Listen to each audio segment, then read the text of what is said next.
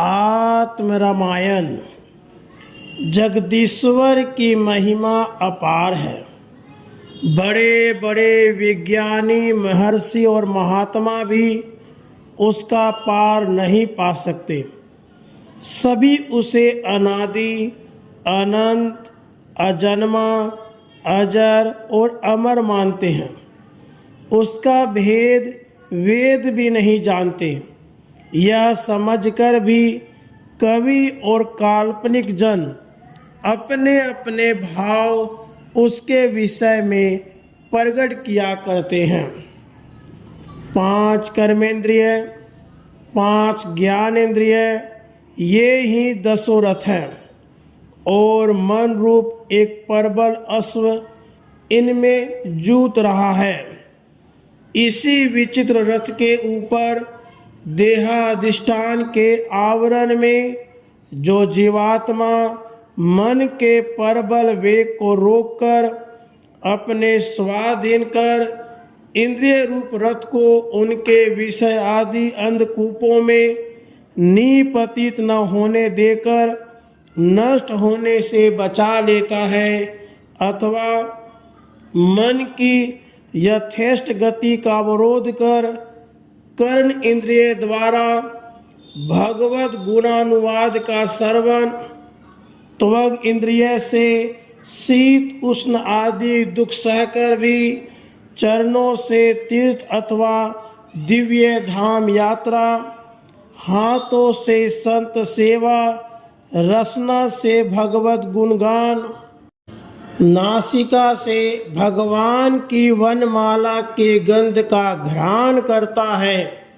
अर्थात जिसने मनोनिग्रह और इंद्रियों का दमन कर इन सब को अपने स्वाधीन बना लिया है, उसी जीवात्मा का नाम दशरथ है।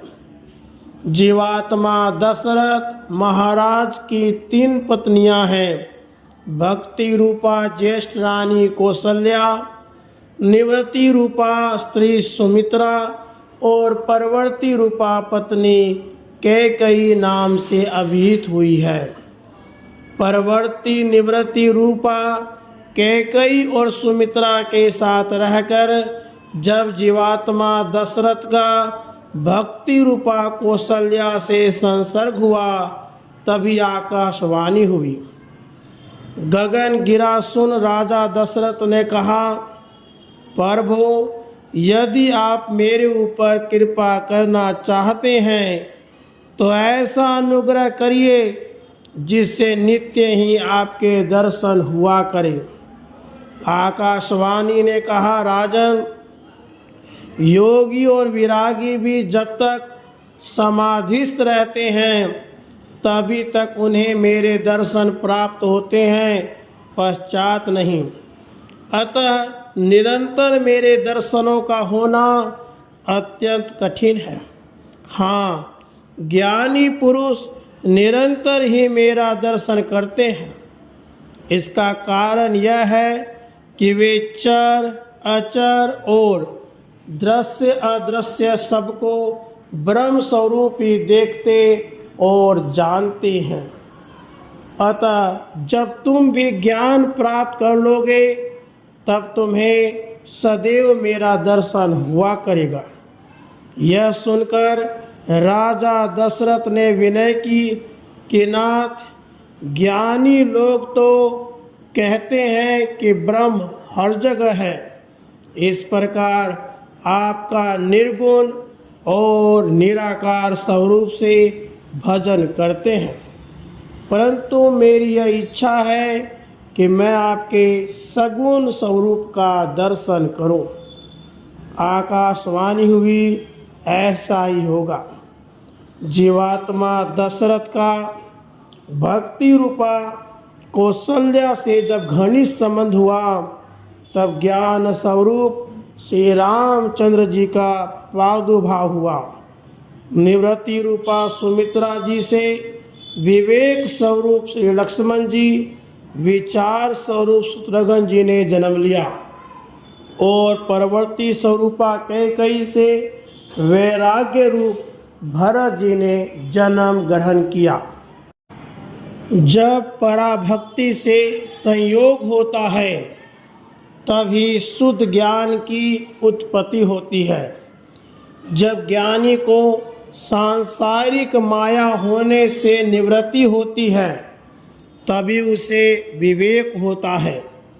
विवेक और विचार का परस्पर बड़ा घनिष्ठ संबंध है और ज्ञानी जन यदि जीवन मुक्त की भांति सांसारिक विषयों में प्रवृत्त भी हो जाता है तो भी उनसे लिप्त नहीं होता, किंतु उनसे उसे वैराग्य ही होता है। यही इस रामायण का रहस्य है।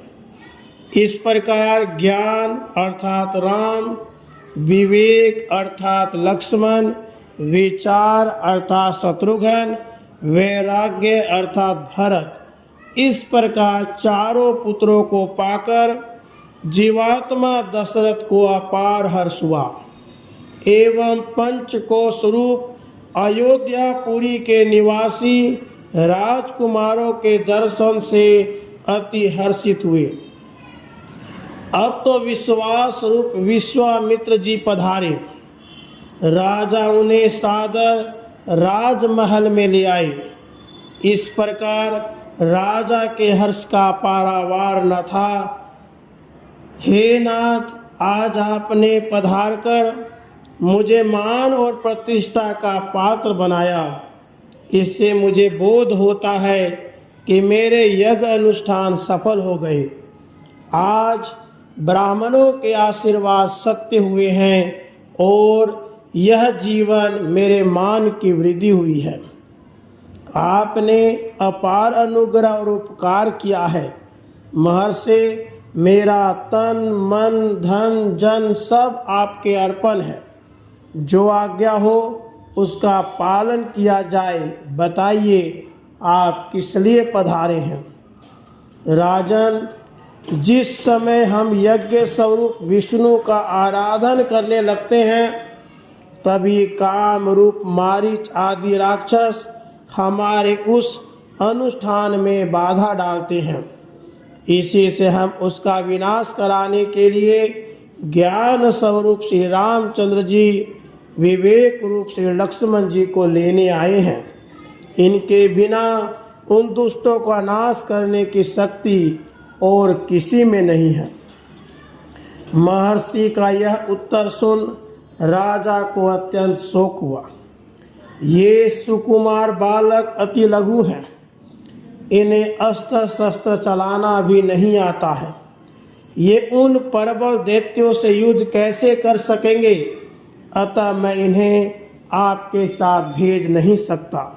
हाँ, मैं स्वयं चलने को उद्यत हूँ, परंतु वृद्ध हो जाने के कारण अज्ञान रूप रावण से युद्ध करने के लिए मैं भी अपनी शक्ति को पर्याप्त नहीं देखता हूँ।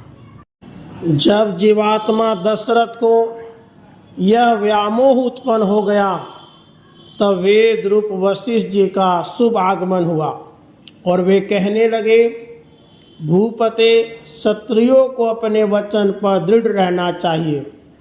तुम क्यों अपने वाक्यों का उल्लंघन करते हो। तुम जिन्हें बालक समझते हो वे बालक नहीं, किंतु उन्हीं की प्रबल सत्ता से जगत व्याप्त हो रहा है और उन्होंने अवतार ही दैत्यों का वध करने के लिए लिया है। इस उपदेश से राजा को प्रबोध हुआ। उन्होंने चारों राजकुमारों को मुनि के चरणों में प्रणाम कराकर कहा, मुनीश्वर, आप ही की अनुकंपा से इस वृद्धावस्था में 4 पुत्रों की प्राप्ति हुई है। मैं इन्हें आपकी सेवा में नियुक्त करता हूँ। आप इन्हें आशीर्वाद दीजिए और राम लक्ष्मण को साथ ले जाइए। जब विश्वास और ज्ञान का संयोग होता है तब शंका नहीं रहती। जब विश्वामित्र जी रामचंद्र जी को अपने साथ लेकर चले तभी शंका रूपी ताड़का राक्षसी का श्री रामचंद्र जी ने विनाश किया। उसके बाद आश्रम में पहुंचकर विश्वामित्र जी भगवत आराधन रूप यज्ञ अनुष्ठान करने में प्रवृत्त हुए और राम लक्ष्मण उनके यज्ञ की रक्षा करने लगे। मैं काम करता हूँ, मुझे इसका अमुक फल प्राप्त होगा, इस प्रकार की कामना ही सद अनुष्ठान में विघ्न बाधा उपस्थित कर देती है। अतः कामना अथवा काम रूप मारीच अनुष्ठान करता विश्वामित्र जी के मन ही में उपस्थित था। इसी से श्री रामचंद्र जी ने उन्हें समझाया, मुनिराज, आपको केवल कर्म करने का ही अधिकार है, उसके फल भोग का नहीं। तुम कर्म फल के स्वयं हेतु न बनो और कर्म करना छोड़ भी ना बैठो। सारांश यह है, निष्काम कर्म करना चाहिए, सकाम नहीं, क्योंकि जो कर्म निष्काम भाव से किए जाते हैं उनके करने में विघ्न उपस्थित नहीं होते। यदि आरंभ होने के पश्चात निष्काम कर्म किसी कारण छूट जाए तो उनका प्रायश्चित भी नहीं लगता, कारण कि कामना ही विघ्न स्वरूप होती है। अतः काम रूप मारीच को हृदय से निकालकर निष्काम भाव से यज्ञ नारायण का आराधन करें।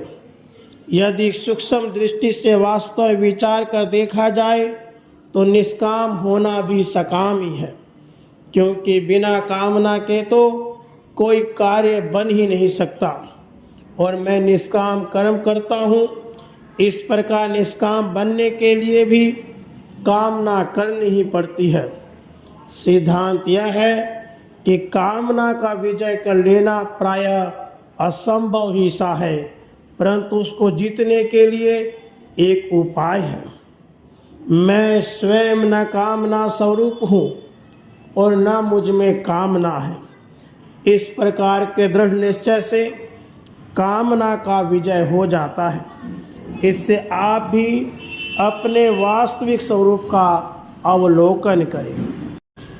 आपका स्वरूप कामना नहीं है और न कामना आप में रहती है। इसका कारण यह है, कामना या वासना मन में होती है और आप मन के दृष्टा हैं।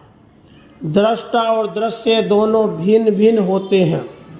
जब इस प्रकार आप अपने स्वरूप को जानकर उसमें स्थित होंगे, तब काम रूपी मारीच की विजय हो जाएगी। इस उपदेश को सुन जब विश्वामित्र जी ने निष्काम भाव को धारण किया और निष्काम स्वरूप में स्थित हुए, तभी विष्णु आराधन स्वरूप उनका यज्ञ पूर्ण हो गया और आकाश से देवताओं ने पुष्प वर्षण किया और श्री रामचंद्र जी महाराज का जयकारक निर्दोष सर्वत्र व्याप्त हो गया। कुछ काल व्यतीत होने पर विश्वामित्र जी ने कहा, स्वामिन, विदेह रूप राजा जनक ने शांति रूपिणी अपनी पुत्री सीता का स्वयंवर रचा है। उस स्वयंवर में देश देशांतर के अनेक शूरवीर भूपाल एकत्रित हुए हैं। राजा जनक ने यह प्रतिज्ञा की है कि अहंकार रूप धनुष को जो वीर नष्ट कर सकेगा, शांति रूपी सीता का विवाह उसी से किया जाएगा। अतः हे नाथ, उस स्वयंवर के यज्ञ में आप भी पधारें और जनकपुर वासियों को दर्शन देकर कृतार्थ करें। बहुत अच्छा कहकर रामचंद्र जी अनुज लक्ष्मण को साथ ले विश्वामित्र जी के साथ जनकपुर को चल पड़े। मार्ग में तपः स्वरूपा गौतम ऋषि की क्षमा रूपिणी अहिल्या नारी का उद्धार किया। पिता को और कारण को जनक कहते हैं। सबका जनक या कारण जगदीश है। उस जगदीश का पुर या जगत ही जनकपुर कहलाता है। जब श्री रामचंद्र जी जनकपुर में पहुँचे, तब संसार रूप जनकपुर के रहने वाले अखिल नर नारी ज्ञान रूप श्री रामचंद्र जी को पाकर अतीव आह्लादित हुए। वे लोग ईश्वर से प्रार्थना करने लगे, हे जगदीश, शांति के बिना ज्ञान की शोभा नहीं होती, इसलिए यदि शांति रूपिणी सीता इन्हीं ज्ञान रूपी श्री रामचंद्र जी को मिले तो बहुत अच्छा हो। निदान राम लक्ष्मण महर्षि विश्वामित्र के साथ धनुष यज्ञशाला में पधारे। उस यामिनी रूप यज्ञ में और भी बहुत से शूरवीर राजा लोग नक्षत्र मंडल की भांति विराजमान थे और श्री रामचंद्र जी महाराज पूर्ण कलाधर के समान सबके मध्य में शोभायमान होने लगे। सब राजाओं को अपने अपने बल का बड़ा घमंड था। वे जानते थे कि मैं ही धनुष भंग करूंगा, परंतु सभी अपने बल पराक्रम को हार बैठे और अहंकार रूप धनुष किसी से भी भग्न न हुआ, क्योंकि अभिमान ने सभी को दबा रखा था। जब जनक ने देखा अहंकार रूप धनुष को कोई भी तोड़ न सका, तब वे सभा में खड़े होकर कहने लगे, अब हमको विश्वास हो गया कि भूमंडल के ऊपर शूरवीर कोई नहीं है, अर्थात सभी को अहंकार ने दबा रखा है। ये अवहेलनापूर्ण वाक्य लक्ष्मण जी को असह्य हुए। उन्होंने सभा में उठकर कहा, हे जनक, मैं विवेक हूँ, सत्य सत्य का विवेचन करना ही मेरा स्वरूप है। यह अल्प अहंकार मेरे सन्मुख नहीं ठहर सकता, तो फिर जहाँ ज्ञान स्वरूप श्री रामचंद्र जी स्वयं उपस्थित हैं, भला वहाँ अहंकार रूप धनुष अखंडित कैसे रह सकता है। अतः आप ऐसा कदापि न कहें कि भूतल के ऊपर कोई भी ऐसा वीर नहीं रहा जो अहंकार रूप धनुष को तोड़ नहीं सकता। निदान ज्ञान स्वरूप श्री रामचंद्र जी स्वयं उठकर खड़े हुए। ज्ञान रूप धनुष, ज्ञान रूप ने अहंकार रूप धनुष को छिन्न भिन्न कर दिया और शांति रूपी सीता ने जयमाला ज्ञान रूप रामचंद्र जी के गले में डाल दी। जय जयकार के निनाद से दसों दिशाएं गूंज उठी और देवता पुष्प बरसाने लगे। इस समय धर्मात्मा राजा तो रामचंद्र जी के दर्शन से कृतार्थ हो गए और दुष्ट आत्मा पापियों ने अपना मुंह छिपा लिया। दुष्टों का नाश अहंकार ही से होता है। अतः प्रेम रूप परशुराम जी क्रोधित होकर उपस्थित हुए, क्योंकि उन्हें यह श्रम हुआ कि दुष्टों के व्याघातक अहंकार रूप धनुष को किसने तोड़ डाला, कौन ऐसा बलि उत्पन्न हुआ है। क्रोधित परशुराम के पधारते ही अन्य राजाओं समेत विदेह कंपायमान हो। ये क्योंकि प्रेम में कोप का आवेश देख उन्हें बड़ा दुख हुआ।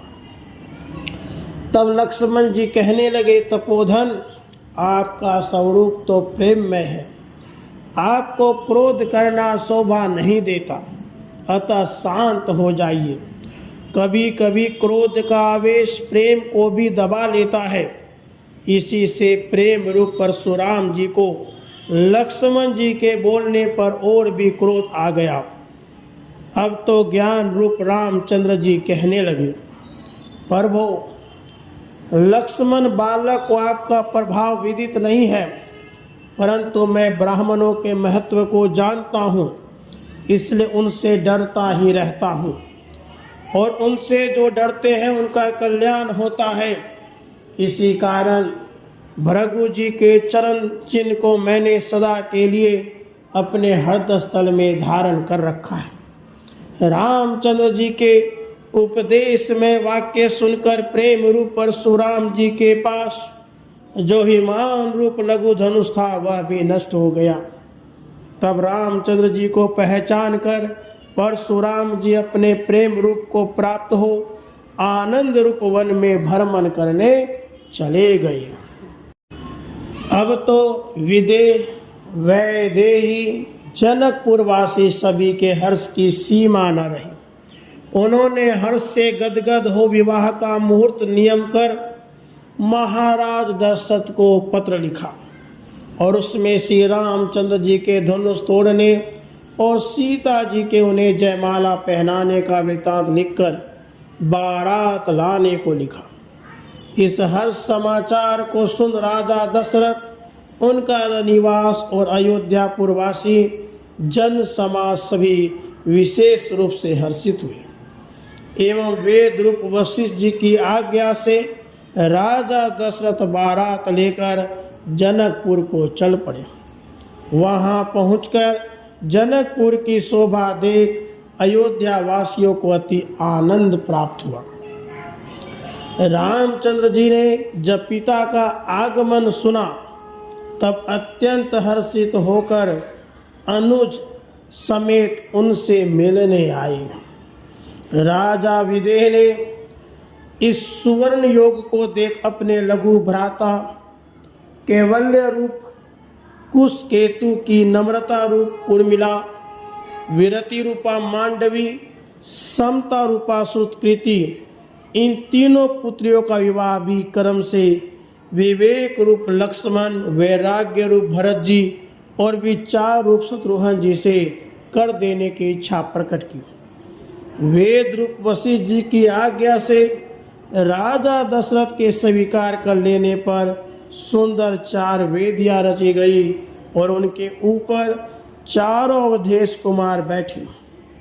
यथोचित विधि से विवाह संस्कार संपन्न होने पर अभेद भक्ति रूप अनमोल रतन खूब लुटाए गए। जब राजा दशरथ विदा हो अवधपुरी में आए तब अपने चारों कुमारों उनकी पत्नियों को देख देखकर अति प्रफुल्लित होते थे। इस समय अवधपुर वासियों को भी अपार आनंद प्राप्त हो रहा था और सभी हर्ष में मग्न हो रहे थे। उसके बाद जीवात्मा दशरथ को मोह हुआ और वे परवर्ती रूप कैकेयी में आसक्त होने लगे। इस हेतु को सोचकर परवर्ती रूपी कैकेयी ने जीवात्मा दशरथ से कहा, प्रभु, आप ज्ञान रूप श्री रामचंद्र जी को वन भेजकर वैराग्य रूप भरत को राज्य दीजिए। इसका तात्पर्य यह है कि जब तक आप वैराग्य आदि साधनों को यथोक्त रीति से न कर लेंगे तब तक ज्ञान का अधिकार आपको नहीं मिल सकता। राजा तो यह सुनकर अति दुखित हुए, परंतु ज्ञान रूप रामचंद्र जी वन जाने के लिए उद्यत हो गए। विवेक रूप लक्ष्मण जी ने विनय की, प्रभु, आपकी उपस्थिति के प्रथम ही मुझ विवेक को अंतःकरण की शुद्धि करने की आवश्यकता होती है, अतः मैं अवश्य ही आपके साथ चलूंगा। अब शांति स्वरूपा सीता जी कहने लगी, हे नाथ, मैं आपके चरणों की संगति कैसे छोड़ सकती हूँ। जैसे सूर्य से प्रभा, चंद्रमा से चांदनी पृथक नहीं हो सकती, इसी प्रकार ज्ञान और शांति भी अलग अलग नहीं रह सकते।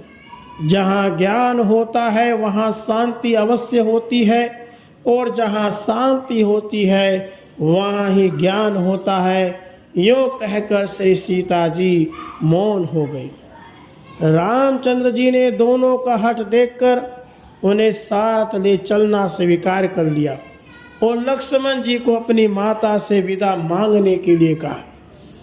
विवेक रूप लक्ष्मण जी भक्ति रूप अपनी माता सुमित्रा से आज्ञा मांगने लगे और कहने लगे, माता, रामचंद्र जी वन को जाते हैं, उनके संग जाने की हमें आज्ञा दीजिए। लक्ष्मण जी का ये अनुराग देख सुमित्रा जी गदगद हो कहने लगी, हे पुत्र, तुमने पुत्रवती बनाया है जो तुम्हारे अंतःकरण में राम भक्ति विराजती है और तुम्हारे बड़े अहोभाग्य हैं जो श्री रामचंद्र जी के चरणों में तुम्हारा ऐसा निश्चल प्रेम है। जाओ पुत्र जाओ। तुम्हारी माता सीता जी और पिता रामचंद्र जी हैं। जब वे ही दोनों वन गमन कर रहे हैं तब अयोध्या में तुम्हारा क्या कार्य है। अब तुम वन में जाकर सीता और रामचंद्र जी की शुद्ध भाव से सेवा करना। माता की आज्ञा से लक्ष्मण जी को बड़ी प्रसन्नता हुई। जब राम लक्ष्मण और सीता वन जाने के लिए सनद हुए तभी जीवात्मा दशरथ के सुकर्म रूप सुमंत सारथी अखंडता रूप रथ ले आए। इसके ऊपर तीनों मूर्तियां आरूढ़ हो निर्भय रूप वन को चल पड़े। आज अयोध्या परवाहीन हो गई और उसमें हाहाकार मच गया। उधर श्री रामचंद्र जी को वन में जाते जाते मार्ग में ब्रह्म विद्या रूप तमसा नदी मिली। उसी के तट पर जिज्ञासा रूप निषाद निवास करता था। प्रभु के दर्शन करते ही उसे अपने तन मन की शुद्धि ही न रही।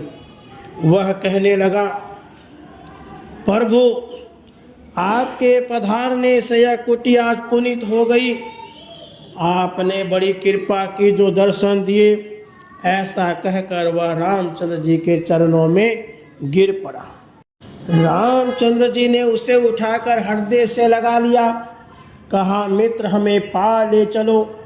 केवट ने कहा, नाथ आपके चरणों में ऐसा गुण है कि वह शिला तक को मनुष्य बना देती है।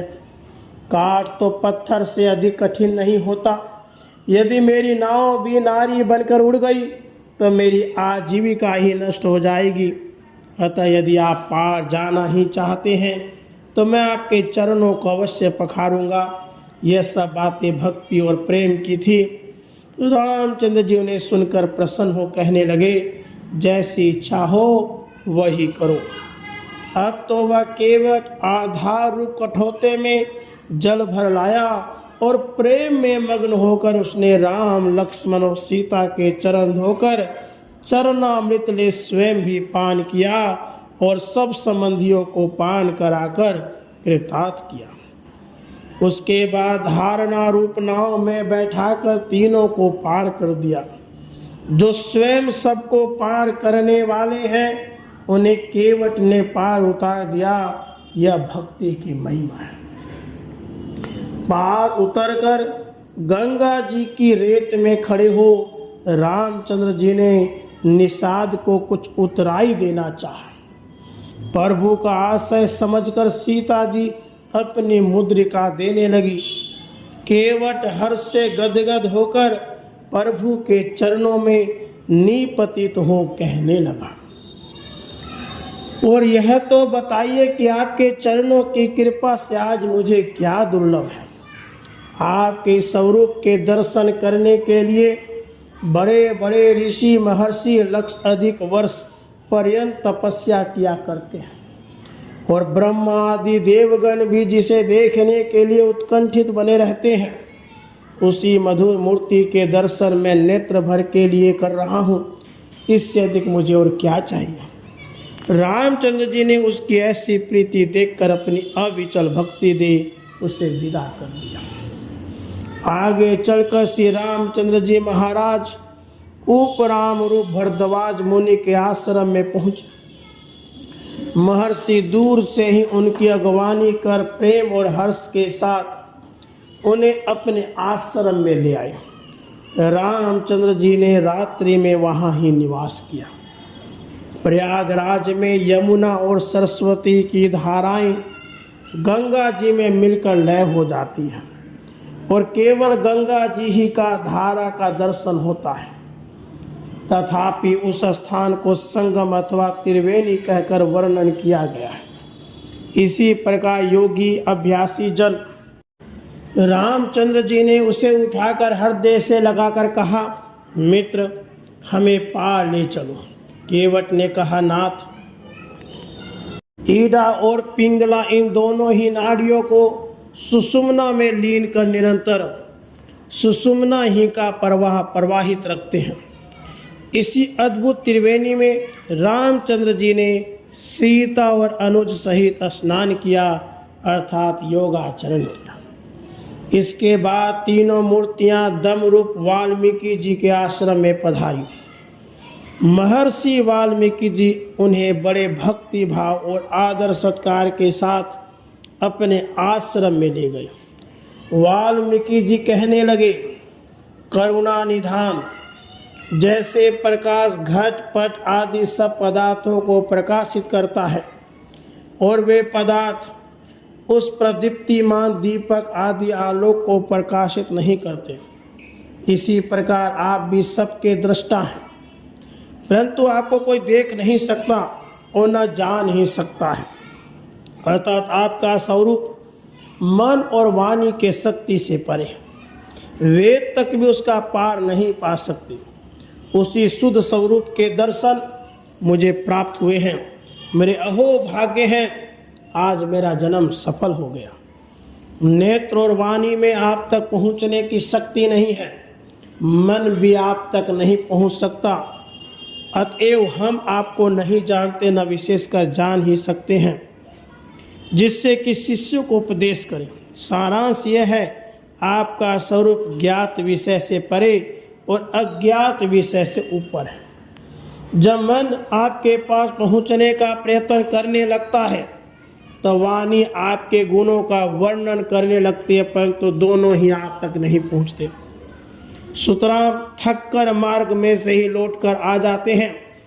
आपके उसी आवागमन सगोचर स्वरूप के हमें दर्शन हुए, इसलिए हम कृतार्थ हो गए। महर्षि के वाक्य सुन रामचंद्र जी बड़े प्रसन्न और अति संतुष्ट होकर कहने लगे, महर्षि, जहाँ हमारे बसने से मुनियों को कष्ट न हो, ऐसा कोई स्थान हमारे रहने के लिए बताइए, जहाँ के लिए आप आज्ञा देंगे सीता और सुमित्रा नंदन सहित मैं वहाँ ही जाकर रहूँगा। रामचंद्र जी के ये वचन सुन महर्षि वाल्मीकि जी ने कहा, जब आप सर्वत्र ही व्याप्त हैं, तब आपको रहने के लिए कहाँ बताऊं? जहाँ न हो वहाँ ही बसो। फिर भी आपने प्रश्न किया है, इसलिए आपके रहने योग्य कुछ स्थान बतलाता हूँ। सुनिए रामचंद्र जी, सीता लक्ष्मण सहित तुम्हारे रहने योग्य स्थान बताता हूँ, जिनके श्रवण समुद्र के समान हैं और उनमें प्रविष्ट होने के लिए आपकी कथाएं भांति भांति की नदियों के समान हैं।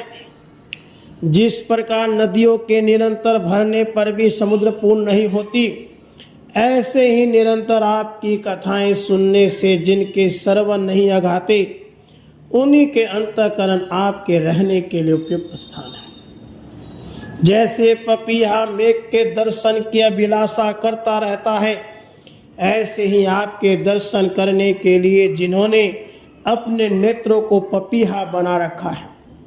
पपीहा जैसे अन्य नद नदी सरोवरों के जल का निरादर करके स्वाति की एक बूंद जल से तृप्त हो जाता है, ऐसे ही जो अन्य देवी देवताओं की उपासना की अवहेलना करके केवल आपके दर्शन रूप एक बिंदु से ही तृप्त हो जाते हैं, उन्हीं के हृदय रूप सुखदायी भवन में सीता लक्ष्मण समेत आपको निवास करना चाहिए। तुम्हारा यश निर्मल मान सरोवर है, जिनकी रचना उसमें हंसिनी तुल्य विचरती है, मोतियों के समान आपके गुणगण को ग्रहण करती है। राम, उनके मन में निवास करो। जिनका यह सिद्धांत है कि अन्य 7 करोड़ मात्र चित्त में विक्षेप मात्र डालने वाले हैं और राम नाम ही केवल परम मंत्र है। हे राम, सीता और लक्ष्मण सहित आप उन्हीं के हृदय में निवास करो।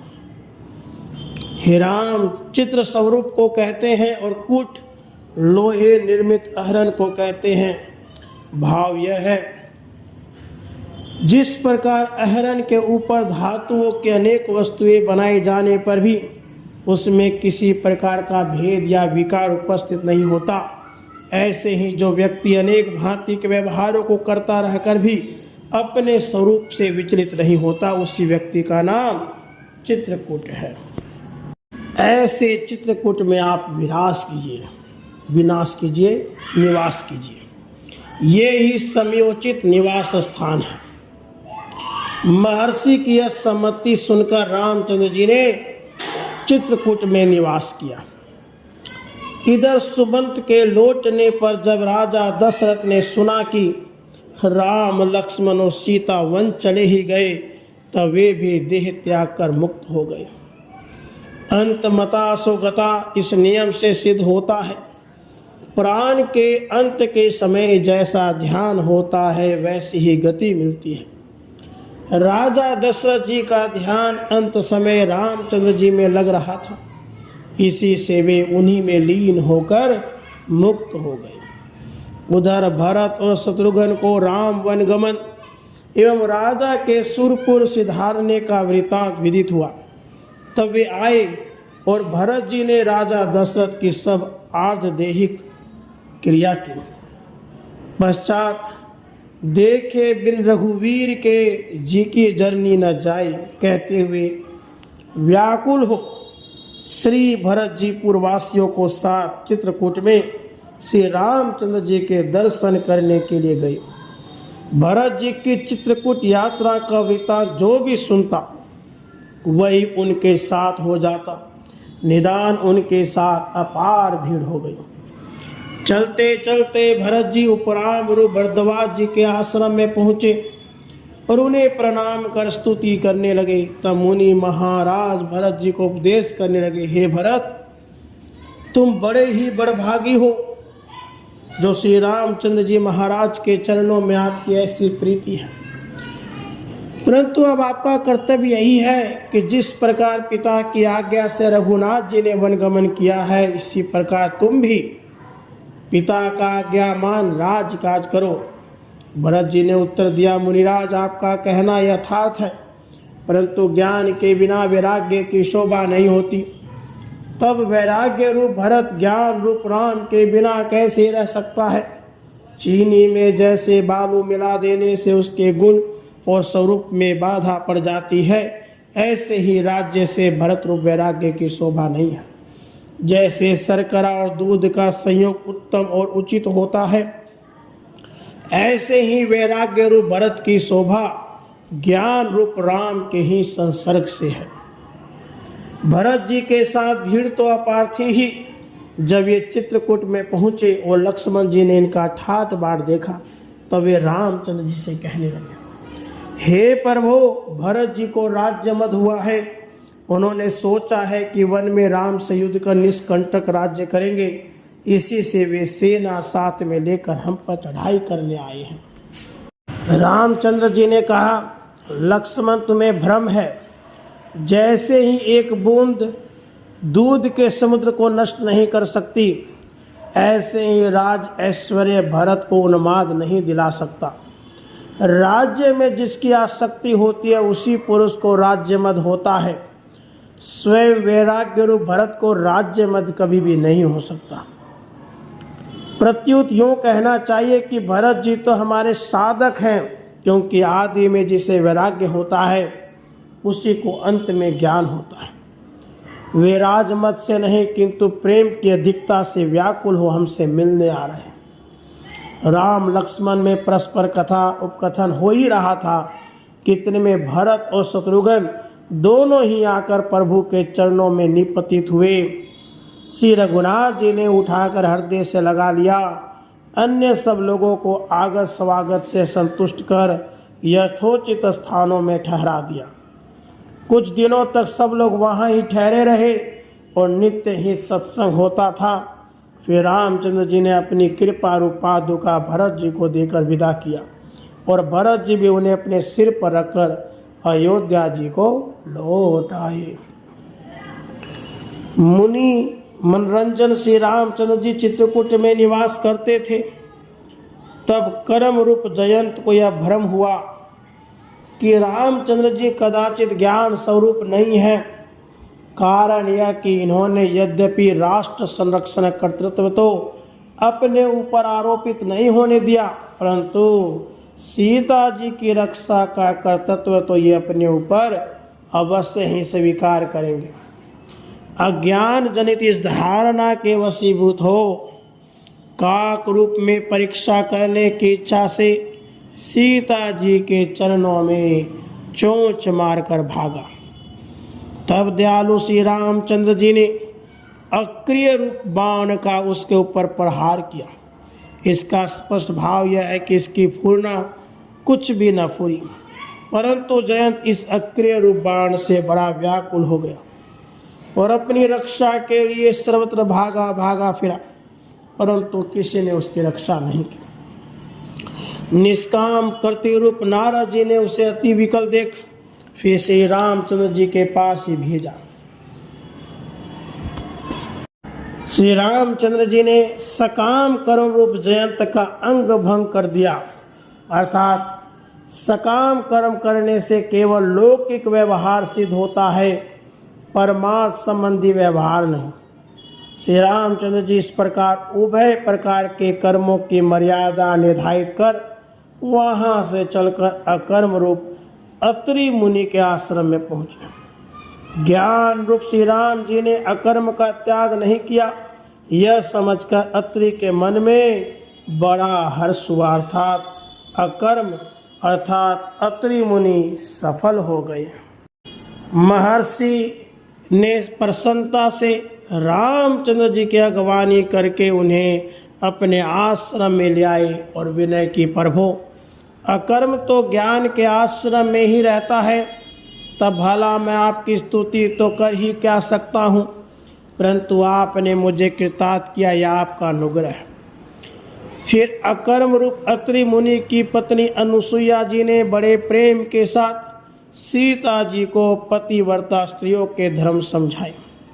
वे कहने लगी, हे शांति रूपी सीते, मनसा वाचा कर्मणा, अपने पति के चरणों में अनुराग करना ही पातिव्रत का मुख्य लक्षण है। स्त्रियों के लिए मुख्य कर्तव्य यही है कि वे अपने पति के दुख में दुखी, सुख में सुखी हों, परंतु तुम अपने मन में यह चिंता कदापि मत करना कि श्री रामचंद्र जी महाराज को वन में आने से किसी प्रकार का क्लेश हुआ होगा, क्योंकि ये तो सच्चिदानंद साक्षात ज्ञान स्वरूप हैं। इनके तो नाम मात्र का स्मरण करने से दुखों की निवृत्ति हो जाती है। अनुसुईया जी के इस उपदेश को सुनकर मैथिली को बड़ा हर्ष हुआ और उन्होंने ऋषि पत्नी को हर्षपूर्वक अभिवादन किया। इसके बाद रामचंद्र जी ने मुनि से विदा मांगी। तब महर्षि कहने लगे, तब मुनि को बार बार समझाकर उनसे विदा होकर रामचंद्र जी तेज स्वरूप सरभंग ऋषि के आश्रम पहुँचे। प्रभु के दर्शन करते ही सरभंग मुनि प्रेम पुलकित होने लगे। इस प्रकार सरभंग को गति देकर रामचंद्र जी समरूप सुतीक्ष्ण के आश्रम में पहुँचे। आज मुनि के हर्ष की सीमा न रही, सोचने लगे दीनहीन के घर भी प्रभु पधारेंगे, यह उन्हें भान तक न था। इसी से प्रभु को देखकर वे सोचने लगे, हम स्वप्न देख रहे हैं अथवा हमारे ऊपर इंद्रजाल का प्रभाव हुआ है। सुतीक्ष्ण के इस व्यामोह को देख रामचंद्र जी ने उन्हें हृदय से लगा लिया। प्रभु के वचन सुन हर्ष के उद्रेक से सुतीक्ष्ण के नेत्र खिल गए और वे हर्ष विह्वल हो रहने लगे।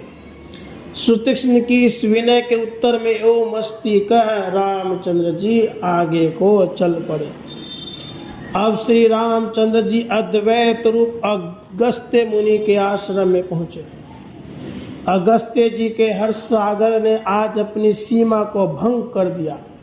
इसका कारण यह है कि जितने जप तप आदि सत अनुष्ठान किए जाते हैं उन सब का अथवा कर्म और उपासना का फल भी ज्ञान ही है।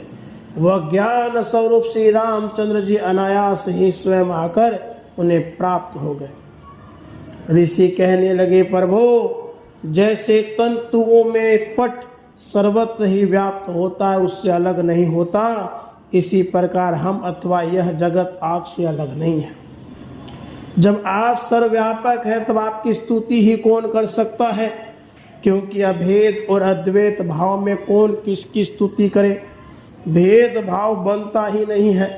ऋषि ने इस प्रकार के वचन कहकर और रामचंद्र जी को संतुष्ट कर उन्हें गले से लगा लिया।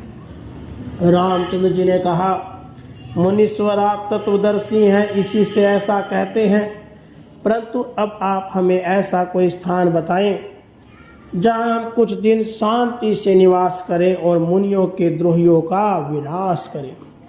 यह वाक्य सुन अद्वैत रूप अगस्त्य मुनि ने विनय करके कहा, हे नाथ, अब सर्वव्यापक हैं, तब भला आपके रहने के लिए कौन सा स्थान बताएं। तथापि स्वामी नरयुड़ा करके आपने जो ये प्रश्न किया उसका उत्तर मैं देता हूँ। शब्द, स्पर्श, रूप, रस, गंध, ये जड़ रूप 5 वट वृक्ष, इन्हीं 5 वृक्षों ने जिस मनुष्य के हृदय और चित्त को अपनी ओर आकृष्ट कर लिया है, भाव यह है कि ये 5 विषय जिसके चित्त में व्याप्त रहकर उसे दुख नहीं देते, उसी पुरुष के चित्त का नाम है पंचवटी। नाथ, आप उसी पंचवटी में निवास करो। मुनि के इस अनुकूल उक्ति को सुनकर प्रभु को बड़ा आनंद हुआ। तब अगस्त्य जी को वरदान देकर रामचंद्र जी ने पंचवटी की यात्रा शुरू कर दी। अगस्त्य जी से विदा हो तुरंत रामचंद्र जी पंचवटी पहुँचे और वहाँ निवास करने लगे। एक दिन लक्ष्मण जी ने पूछा, नाथ, ज्ञान, वैराग्य और माया का भेद और रहस्य एवं अपनी भक्ति का वर्णन करके आप मुझे समझाइए, और यह भी बताइए कि जीव और ईश्वर में क्या भेद है जिससे कि मेरा शोक, मोह और भ्रम दूर हो जाए। लक्ष्मण जी के प्रश्न को सुनकर श्री रामचंद्र जी ने कहा, जिस अवस्था में अहंकार मूलक जाति, वर्ण अथवा आश्रम आदि का भेदभाव नहीं रहता, यह अखिल जगत ब्रह्म रूप है, इसमें किसी पदार्थ का भेद नहीं है। इस श्रुति वाक्य के अनुसार जिस अवस्था में संसार के सभी पदार्थों को मनुष्य ब्रह्म में अवलोकन करने लगता है, उसी का नाम यथार्थ ज्ञान है। जिस अवस्था में अणिमा, महिमा, गरिमा, लघिमा, प्राप्ति, प्राकाम्य, ईसत्व, वशीकरण, इन 8 प्रकार की सिद्धियां, सत्व, रज और तम, इन तीनों गुणों का मनुष्य तृण के समान परित्याग कर देता है, उस अवस्था का नाम वैराग्य है। जिस दशा में स्वर्ग, सार्वभौम राज्य, योग सिद्धि, अन्य अधिकार, परम ऐश्वर्य, रसाधिपता की भी इच्छा नहीं रहती, उसी का नाम वैराग्य है। और लक्ष्मण सुनो, मैं कोई एक व्यक्ति हूँ और ये पदार्थ मेरे हैं, एवं तू अथवा दूसरे जन कोई अन्य हैं तथा उनके पदार्थ अलग हैं, इस प्रकार के विचार का नाम माया है। इस माया ने सभी जीवधारियों को अपने वश में कर रखा है। अन्य इंद्रियों की गति के विषय में तो कहना ही क्या है, किंतु जहाँ तक कि बुद्धि जा सकती है एवं जहाँ तक मन के पहुँचने की सामर्थ्य है, वह सभी माया है। उस माया के 2 भेद हैं, एक का नाम है अविद्या और दूसरी का नाम है विद्या। अविद्या रूप माया बड़ी दुष्ट है, इसलिए वह बड़ी ही दुखदायी है। उसी के अधीन होकर यह जीव संसार रूप गर्त में पड़ता है, अथवा अज्ञान के वशीभूत होकर ही जीव को बारंबार जन्म लेना और मरना पड़ता है। दूसरी विद्या रूप माया के अधीन यद्यपि जगत रचना के सभी गुण होते हैं, तथापि वह स्वाधीन नहीं है। केवल वह मेरी ही प्रेरणा से चराचर जगत की रचना करती है। इसी से हे सुमित्रा नंदन, यह संसार बारंबार उत्पन्न होता है, यह सब माया का स्वरूप है। लक्ष्मण, ज्ञान, वैराग्य और माया के स्वरूप को तुमने ठीक ठीक ही समझ लिया। अब भक्ति का स्वरूप समझो और उसकी महिमा को जानो। तपस्वी, ज्ञानी, कर्मयोगी, इन सब की अपेक्षा योगी श्रेष्ठ है। परंतु जो व्यक्ति एकांत भाव से भगवत भक्ति का आचरण करता है, वह योगियों में भी सबसे प्रधान है। इस प्रधानता का कारण है अन्य उपाय तो केवल साधन मात्र है, परंतु यह भक्ति उन समस्त साधनों का फल है। इसी कारण भक्ति, कर्म कांड, ज्ञान कांड और योग इन सब की अपेक्षा विशेष है, अधिक है। ईश्वरीय भक्ति का उपार्जन करने वाले जिस सरलता से ईश्वर को प्राप्त कर लेते हैं, उतनी सरलता से योगी, सांख्य मतवादी, वेद पाठी, तपस्वी और त्यागी नहीं पा सकते। अनन्य भक्ति में सौपचों और चांडालों तक को पुनीत कर देने की शक्ति है। कर्म, ज्ञान और योग साधन के लिए पात्र अपात्र अथवा अधिकारी अनधिकारी का बड़ा विचार होता है, परंतु भक्ति के लिए इन बातों की कोई अपेक्षा नहीं है। सिद्ध और गोपियों के विषय में तो कुछ कहना ही नहीं है, क्योंकि अंतःकरण के एकांतता संपादित हो जाने पर तो गौओं, अन्य पशु पक्षियों एवं नाग आदि को भी ईश्वर की प्राप्ति हो जाती है। अनन्य भक्ति का महात्म्य तो तुम्हें विदित हो गया। अब हम भक्ति का स्वरूप और उसकी अनन्यता का विवेचन करते हैं। भगवत विषयक परम प्रेम ही का भक्ति नाम निरूपण किया गया है। उस भक्ति का स्वरूप है अमृत। इसका आशय यह है कि जो अनन्य भगवत भक्त हैं, उन्हें जन्म, जरा और मरण का कोई भय नहीं होता। किंतु न में भक्ता प्रणश्यति, इस विधि वाक्य के अनुसार सदा जीवित एवं अविनाशी ही बने रहते हैं। भगवत विष्णु संधिनी इस परम प्रेम रूपा भक्ति की प्रारंभिक अवस्था में भक्तों के चाहे जो दशा होती हो, परंतु प्रौढ़ावस्था में तो बड़ा ही आनंद होता है, क्योंकि भक्ति रूप अमृत को पाकर मनुष्य सिद्ध हो जाता है, अर्थात फिर उसे किसी अन्य साधनों के साधन करने की अपेक्षा नहीं रहती। स्वयं आनंद स्वरूप होकर मृत्यु से निडर हो जाता है, अर्थात फिर उसको इसके अतिरिक्त इस लोक अथवा परलोकगत सुख विषय किसी वस्तु की इच्छा नहीं रहती। निदान उसकी दशा में एक विलक्षण परिवर्तन उपस्थित हो जाता है। अनन्य भक्ति के प्राप्त हो जाने पर मनुष्य की सब इच्छाएं शांत हो जाती हैं। उसे किसी हेतु से शोक भी नहीं होता, वह किसी से द्वेष नहीं करता, न वह किसी विषय में रमण करता है। ईश्वरीय भजन, पूजन, निधि ध्यान को छोड़कर अन्य किसी काम को करने के लिए उत्साह नहीं होता। इसका कारण यह है कि इन सब बातों का कारण मन है, और मन जब भक्ति द्वारा परमेश्वर में अर्पित हो गया, तब उसके अभाव से इन सब का स्वयं भी अभाव हो जाता है, क्योंकि कारण के बिना कार्य हो ही नहीं सकता। भक्ति के विषय में एक बात विशेष ध्यान देने योग्य है। भक्ति किसी कामना की पूर्ति के लिए नहीं होनी चाहिए, क्योंकि वह निरोध रूपा है। सकाम जो भक्ति की जाती है वह भक्ति नहीं, किंतु वैश्यवृत्ति अथवा लोक व्यापार है। निरोध का स्वरूप इस प्रकार से निरूपित हुआ है कि लौकिक एवं वैदिक समस्त व्यापारों के परित्याग कर देने का नाम निरोध है। अब इसका स्पष्ट अर्थ यह होता है कि जिनके हृदय में भगवान की अनन्य भक्ति का साम्राज्य छाया रहता है, उन्हें लौकिक एवं वैदिक किसी भी काम के करने की आवश्यकता नहीं रहती है, अथवा न करने से कुछ दोष भी नहीं लगता है। इसका कारण यह है कि भगवत विषयनी अनन्य भक्ति के द्वारा जो सज्जन सर्वत्र ही जगदीश को व्याप्त देखते हैं, वे नंदन कानन और जगत में कुछ भी अंतर नहीं देखते। उनकी दृष्टि में करील और कल्प वृक्ष समान होते हैं। वे लोग कूप और गंगा जी के जल में भी कुछ भी भेद नहीं समझते हैं।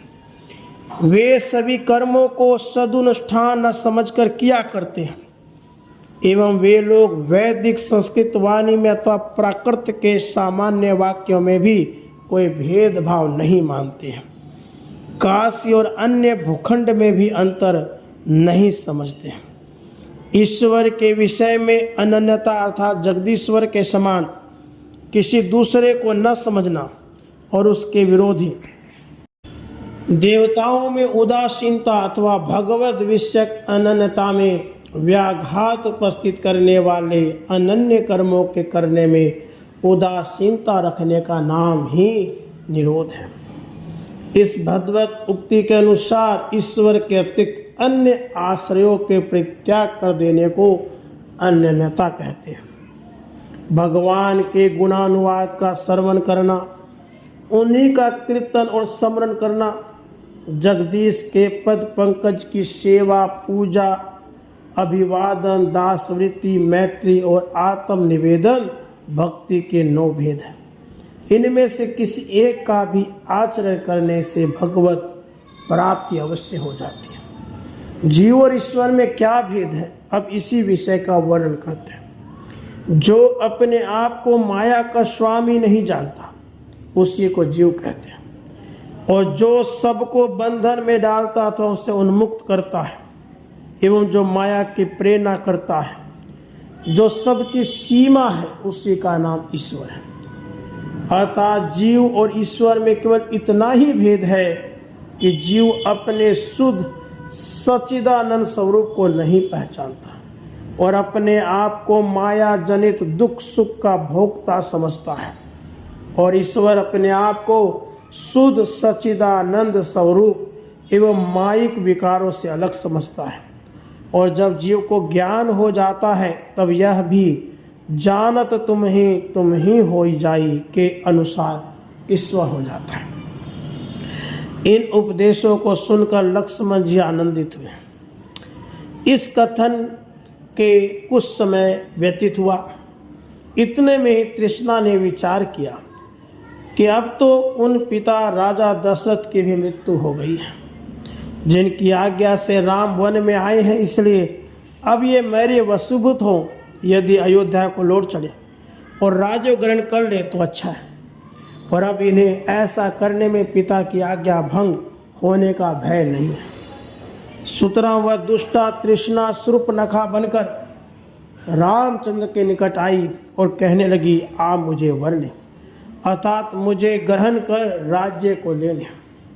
परंतु दृढ़ प्रतिज्ञ रामचंद्र के ऊपर उस कथन का कुछ भी प्रभाव नहीं पड़ा। निदान उन्होंने इशारे से लक्ष्मण जी को समझा दिया और लक्ष्मण जी ने तृष्णा रूप शूर्पणखा के नाक कान काट दिए। तब से तृष्णा नकटी है। इसका आशय यह है, यदि विचार कर देखा जाए तो तृष्णा में सार कुछ है ही नहीं, वास्तव में वह मिथ्या है। जब असार और मिथ्या है तब उसका किसी के ऊपर प्रभाव क्या पड़े। निदान वह अपने भ्राता मोह रूप खर उन्माद रूप दूषण के पास गई और उनसे कहने लगी, भाइयों, 2 तपस्वी कुमारों ने मेरे अभी तो नाक कान ही काटे हैं, परंतु कुछ ही दिनों में यहाँ आकर वो सब राक्षसों का क्षय कर डालेंगे। अतः तुम उनके पास जाकर युद्ध करो और उन्हें परास्त करो। अब तो खर दूषण क्रोधित हो गए और वे अपनी सेना को लेकर चढ़ाई कर राम लक्ष्मण के निकट आए, परंतु रामचंद्र जी ने एक क्षण मात्र में उन सब का विध्वंस कर डाला। अब तो शूर्पणखा अज्ञान स्वरूप रावण के पास गई और उसे सब वृत्तांत सुनाकर उत्तेजित किया।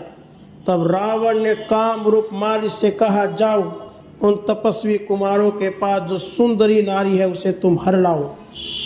राम का नाम सुनते ही मारिच कांप गया और कहने लगा, राक्षेश्वर, तुम उन्हें बालक मत समझो, क्योंकि एक समय उन्होंने विश्वामित्र जी के यज्ञ में विश्वामित्र जी के हृदय में से एक ही वाक्य रूप बाण से निकालकर मुझे इतनी दूर फेंक दिया है।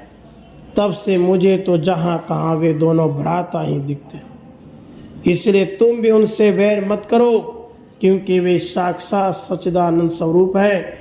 यदि तुम मेरा कहना नहीं मानोगे और मुझे वहाँ भेजोगे तो वे मुझे भी अवश्य ही मार डालेंगे, किंतु यहाँ आकर तुम्हारा भी वध करेंगे। मारीच के ये विडंबनापूर्ण वाक्य सुनकर रावण को आवेश आ गया और कहने लगा, दुष्ट, तू हमें नीति सिखाने और ज्ञान उपदेश करने चला है। नीच, तेरी बुद्धि नष्ट हो गई है, इसी से तू मेरा कहना नहीं मानता। याद रख पापी, मैं एक ही प्रहार से तेरा संहार कर डालूंगा। रावण के इस कथन को सुनकर मारीच को बड़ा खेद हुआ।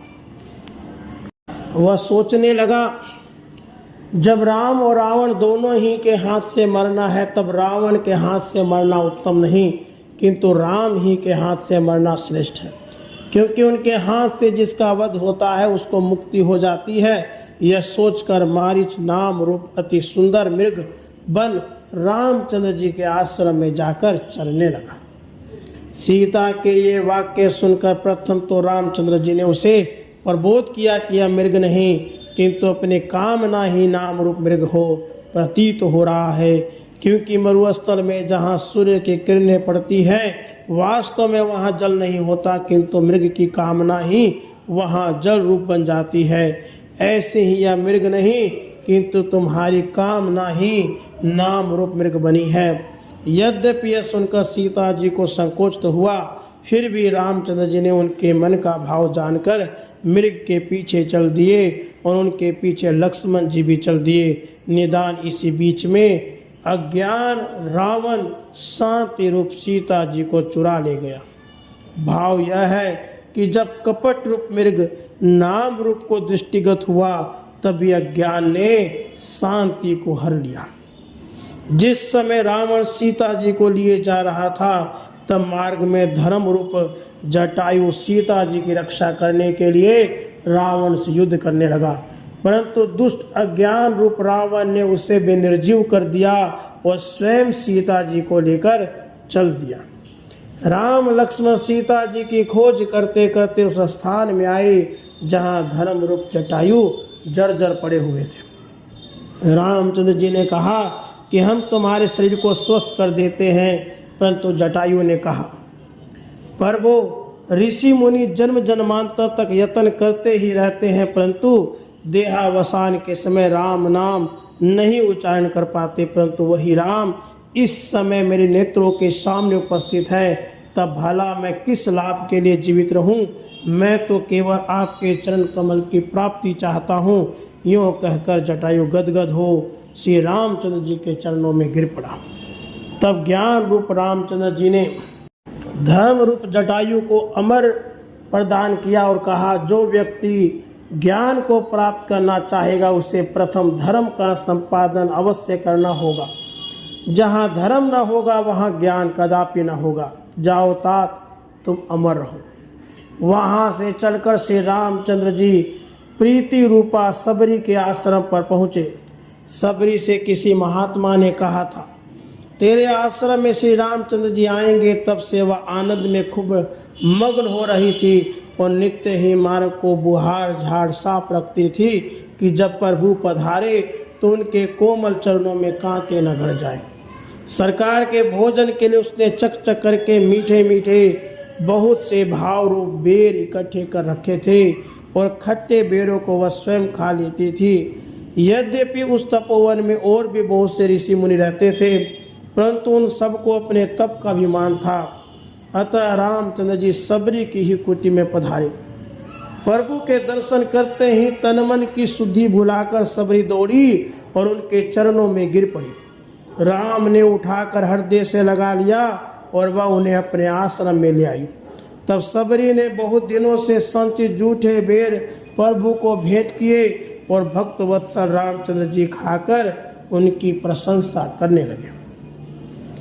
इस प्रकार रामचंद्र जी ने उसके बेरों की प्रशंसा कर उनका भोग लगाया। उधर सबरी तो आनंद के कारण तन मन की शुद्धि भूल गई थी। तब प्रभु ने उसे कंठ से लगाया और कृतार्थ कर दिया। सबरी कहने लगी, प्रभु, जो व्यक्ति धन जन पुत्र कलत्र आदि से संपन्न किंतु आपकी भक्ति से हीन है, उनका जीवन व्यर्थ ही है। मैं तो अधम नारी नीच वनवासिनी हूँ और आपकी भक्ति तो मुझ में लवलेश मात्र भी नहीं है, तथापि आपने मुझे कृतार्थ कर दिया। मेरे अहो भाग्य हैं। रामचंद्र जी ने उपदेश दिया, और उसे परम पद देकर आगे चल पड़े और विविध वन वेली बागों और पशु पक्षियों की शोभा का अवलोकन करते हुए रामचंद्र जी पंपासर पहुँचे। पंपा सरोवर के ऊपर पहुंचकर रामचंद्र जी ने वहां विश्राम किया। तब बहुत से ऋषि मुनि और नारद जी उनके दर्शन करने को वहां आए और रामचंद्र जी ने संत महिमा और भक्ति की प्रधानता आदि कई विषयों का वर्णन उनके प्रति किया और कहा कि पुत्र, कलत्र, कनक और कांता में किसी को आसक्त नहीं होना चाहिए, क्योंकि भगवत प्राप्ति के लिए सब व्याघात हैं एवं अपने अनन्य भक्तों को नारायण इनसे वंचित रखकर उन्हें अपना अक्षय लोक प्रदान करते हैं। पंपासर से चलकर श्री रामचंद्र जी उन्नति रूप किष्किंधापुरी के समीप पहुँचे। उस समय किष्किंधापुरी में लोभ रूप वाली का साम्राज्य था और संतोष रूप सुग्रीव उसके भय से भागकर एकांत रूप ऋष्यमुख पर्वत के ऊपर सत्संग रूप हनुमान जी के साथ निवास करते थे। सुग्रीव जी ने जब राम लक्ष्मण जी की इस मनोहर जोड़ी के दर्शन किए तब उन्हें अतीव हर्ष हुआ और उन्होंने सत्संग रूप हनुमान जी को इस युगल जोड़ी का हाल जानने के लिए भेजा। हनुमान जी ने इनके निकट जाकर अभिवादन पूर्वक पूछा। महावीर जी के प्रश्न को सुन रघुनाथ जी ने अपना परिचय दिया। तब महावीर जी उन्हें अपने आश्रम में ले आए और वहां उनको संतोष रूपी सुग्रीव से दृढ़ मित्रता हो गई। राम ने लोभ रूप बाली का वध कर उन्नति रूप किष्किंधापुरी का राज्य संतोष रूप सुग्रीव को प्रदान किया। अक्रोध रूप अंगद को उसका युवराज बनाकर स्वयं विचारवान विवेकियों के शुद्ध अंतःकरण स्फटिक शिला के ऊपर विराजमान हो गए। जिस समय श्री रामचंद्र जी स्फटिक शिला के ऊपर विराजमान थे उस समय वर्षा ऋतु जगत में अटखेलियाँ कर रही थी। अखिल अवनी ने हरियाली की मनोहर साड़ी धारण कर रखी थी। वन उपवनों ने अपने कलेवर का परिष्कार कर नवीन शोभा धारण कर रखी थी। नद नदी नाले सरोवरों में जल लबालब भरे थे, उनमें तरंगे उठ रही थी। उस समय मन में नवीन नवीन कल्पनाएं उत्पन्न होने लगती हैं, मानसिक भावों में विलक्षण परिवर्तन हो जाता है। रामचंद्र जी ने कहा, भैया लक्ष्मण, वर्षा के संयोग से जिस प्रकार अवनी तल में भांति भांति की नवीन लता, बेले, अंकुर और वृक्ष उत्पन्न हो गए हैं, इसी भांति से अविवेकी एवं अज्ञानी पुरुषों के मन में भोग रूपी जल के संसर्ग से विविध प्रकार की वासनाएं उत्पन्न होती हैं। परंतु वर्षा काल व्यतीत होते ही जैसे कीट पतंग आदि और लता बेलों आदि की सृष्टि का विनाश हो जाता है, ऐसे ही जब ज्ञान के सूर्य की प्रभा का विस्तार होता है तब सब मिथ्या वासनाएं दूर हो जाती हैं। तुम जानते ही हो, यद्यपि जल आकाश में शुद्ध और स्वच्छ है, परंतु यहाँ आकर भूतल के संयोग से मलिन हो जाता है। वास्तव में देखा जाए तो ठीक इसी प्रकार जीव का स्वरूप भी शुद्ध एवं निर्मल ही है, परंतु माया के संबंध से उसमें मलिनता आ जाती है। जैसे सूर्य भगवान कीचड़ और मलिन स्थानों में से अपनी किरणों के द्वारा शुद्ध जल को ग्रहण कर लेते हैं अथवा शोषण कर लेते हैं और मल को अथवा पंख को वहाँ ही छोड़ देते हैं, ऐसे ही ज्ञान रूप सूर्य अपने तेज से माया जनित विकारों मल को दूर कर जीव के शुद्ध स्वरूप को अपने से मिला देता है। इस जल का प्रादुर्भाव सूर्य से ही हुआ है और वह यहाँ आने के अनंतर अनेकों स्थानों में विभक्त हो गया है। यद्यपि सूर्य एक ही है, परंतु जब उसका आभास अनेकों स्थानों में स्थित जल में पड़ता है तब जल की भिन्नता के कारण अनेक होने से सूर्य भी अनेक रूपों में भासित होता है, परंतु वास्तव में वह एक ही है। इसी प्रकार ब्रह्म रूप सूर्य से अविद्या रूप जल आया है एवं उस अविद्या रूप जल में चैतन्य ब्रह्म का जीव रूप आभास है और वह आभास अविद्या की विलक्षणता के कारण अनेक रूप से प्रतीत होता है। जब सूर्य उन भिन्न भिन्न स्थानों के जल को शोषण कर लेता है तब वह आभास अथवा सूर्य का प्रतिबिंब सूर्य से भिन्न कहीं भी नहीं रहता। ऐसे ही जब ज्ञान का प्रभाकर अविद्या रूप जल को सुखा देता है तब ब्रह्म का आभास अथवा प्रतिबिंब रूप यह जीव उससे पृथक नहीं रह जाता। अध्यात्मवादिता के साथ वर्षा ऋतु का वर्णन करते करते रामचंद्र जी कहने लगे, हे लक्ष्मण सुनो, यह सब प्राकृतिक शोभा शांति रूप सीता के बिना मुझे नहीं सुहाती। इसलिए हमारी सधर्मिणी शांति सीता का पता लगाना चाहिए। तुम जाओ और इस कार्य की सहायता के लिए संतोष रूपी सुग्रीव को बुला लाओ। प्रभु की आज्ञा पाकर लक्ष्मण जी सुग्रीव और हनुमान जी को बुला कर ले आए। सुग्रीव भय के कारण थर-थर कांपते हुए आकर प्रभु के चरणों में गिरकर प्रार्थना करने लगे। रामचंद्र जी ने उसके उन सब अपराधों को क्षमा कर दिया जो उसने राज्य पाकर रामचंद्र जी की सेवा में उपस्थित न होने के संबंध में और सीता जी की खोज न करने के विषय में किए थे, और उसे आज्ञा दी अब सीता जी की खोज कराओ। यह सुनकर संतोष रूप सुग्रीव ने सत्संग रूप हनुमान जी को यम नियम आदि अनेक वानरों को सीता जी की खोज लगाने के लिए भेजा। सवीर वानर श्री रामचंद्र जी को प्रणाम किया और उनके शुद्ध स्वरूप को अपने हृदय में धारण कर सीता जी को ढूंढने के लिए चल दिए। यद्यपि उन्होंने सर्वत्र सीता को ढूंढा, परंतु जब कहीं भी पता न लगा तब वे अगम रूप समुद्र के तट पे पहुँचे और वहाँ सत्वगुण रूप संपाति से उनकी भेंट हुई। संपाति ने कहा, शांति रूप सीता को अज्ञान रूप रावण हर कर ले गया है और भ्रांति रूप लंका में उन्हें स्थापित कर रखा है। उसके चारों ओर आशा रूप परीखा मनोरथ रूप जल से परिपूर्ण हो रहा है, इसलिए वहां पहुंचना अति कठिन है। यदि कोई वहां पहुंच जाए तो लौटकर आना और भी कठिन है, क्योंकि भ्रांति रूप लंका में पहुंच जाने पर पहुंचने वाले को अपने स्वरूप का बोध ही नहीं रहता कि मैं कौन हूं और किस लिए कहां आया हूं। निदान वहां के रहने वाले वैर विरोध आदि राक्षस उसको नष्ट कर देते हैं। यदि कोई ऐसा अविचल हो कि वहां जाकर आत्मविस्मरण न कर बैठे और राग द्वेष आदि राक्षसों को भी प्रभाव अपने ऊपर न पड़ने दे तो उसे सीता जी के दर्शन हो सकते हैं और वही लौटकर भी उनकी शुद्धि ला सकता है। संपाति के वचन सुनकर भ्रांति रूप लंका में और तो किसी को जाने का साहस न हुआ, परंतु सत्संग रूप हनुमान जी ने अपने अंतःकरण में श्री रामचंद्र जी का स्मरण एवं ध्यान किया। सब वानरों का अभिवादन करके वे अगम रूप सागर तथा आशा रूप परीक्षा का उल्लंघन कर भ्रांति रूप लंका में पहुँचे। यद्यपि वहाँ उन्होंने एक एक स्थान की खूब खोज की, परंतु शांति रूप सीता का पता कहीं भी न लगा। तब महावीर जी बड़े उद्विग्न हुए कि अब क्या उपाय करें जिससे शांति रूप सीता की प्राप्ति हो। इतने ही में उन्हें विहित कर्म रूप विभीषण के स्थान के दर्शन हुए। अब तो महावीर जी हर्षित हो गए। उन्होंने सोचा कि सज्जन और भगवत भक्त के समागम करने से बड़ा सुख होता है। स्वर्ग और मोक्ष की तुलना भगवत भक्तों की संगति के एक अंश से भी नहीं की जा सकती। यदि वे आशीर्वाद दे दे तो अब तो कहना ही क्या है।